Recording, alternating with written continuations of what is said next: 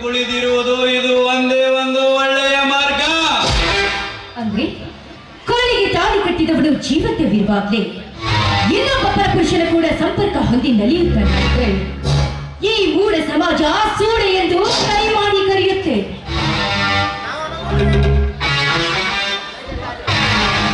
ಸಮಾಜ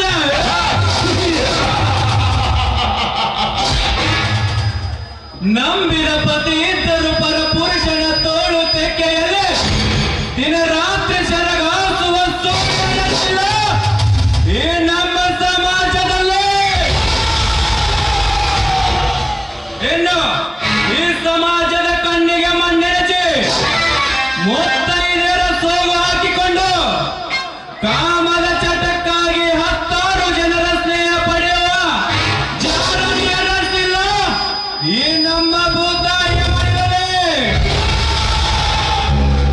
ಗಂಡನೆದುರಿಗೆ ಮೆಂಡನಿಗೆ ಅಣ್ಣ ಎಂದು ಕರೆದು ಗಂಡನಿಲ್ಲದಿದ್ದಾಗ ಅದೇ ಅಣ್ಣನ ಜೊತೆ ಅಪ್ಪಿ ಸುಖ ಪಡುವ ಹೆಣ್ಣುಗಳಷ್ಟಿಲ್ಲ ಈ ನಮ್ಮ ಸಮಾಜದಲ್ಲಿ. ಇನ್ನು ಈ ಸಮಾಜದಲ್ಲಿ ಮಕ್ಕಳಾಗದಿದ್ದಾಗ ಬಂಜೆಯನ್ನು ಅನುಕಿಸಿ ಅಪಹಾಸ್ಯ ಮಾಡುತ್ತದೆ ಈ ಸಮಾಜ.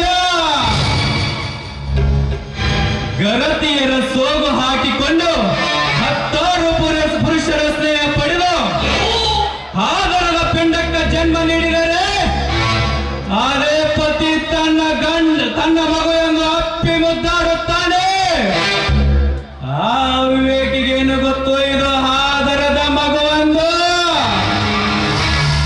ಅದರಂತೆ ಬಂಡೆ ಎಂಬ ಪದ ಅಲುಕಿಸಿ ನೀನೊಬ್ಬಳೆ ಅಮ್ಮನಾಗಬೇಕಾದ್ರೆ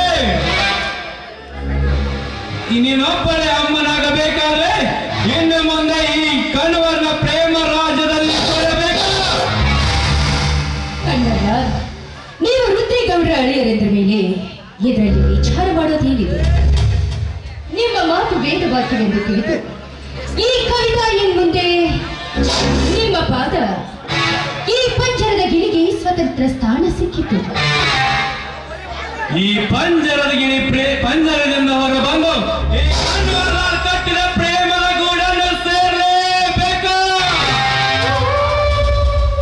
ಇನ್ನು ಮುಂದೆ ನೀನು ನಾ ಹೇಳಿದಂತೆ ಕೇಳ್ತಾ ಹೋದ್ರೆ ರಮೇಶನ ಮನೆತನಕ್ಕೆ ನಿನ್ನೆ ರಾಣಿಯಾಗಿ ಮಾಡಿ ಮೋಸ ಮಾಡಿದ ರಮೇಶನ ಮನೆತನಕ್ಕೆ ಬೆಂಕಿ ಹಚ್ಚಿ ಅಣ್ಣ ತಮ್ಮಂದಿರ ಸಂಬಂಧಕ್ಕೆ ಬೆಂಕಿ ಕಿಡಿ ಇಟ್ಟು ತುತ್ತು ಕೂಡಿಗಾಗಿ ಎಲೆಯುವಂತೆ ಮಾಡುವೆ.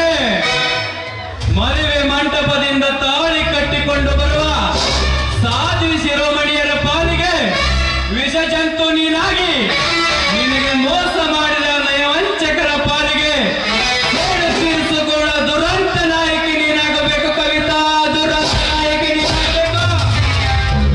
ನಿಮ್ಮ ಮಾತಿನಂತೆಯೇ ವರ್ತಿಸಿ ರಮೇಶನ ಮನೆತನಕ್ಕೆ ಸೇಡು ತೀರಿಸಿಕೊಳ್ಳ ವಿಷನಾಗಿ ನೀನಾಗುವೆ. Very good Kavita, very good. ಈ ಪ್ರೇಮದ ಮುನ್ನುಡಿಯಾಗಿ ಈ ಪ್ರೇಮ ರಾಜನ ಮನ ತನಿಸುವ ಕವಿತಾ, ತನಿಸುವ.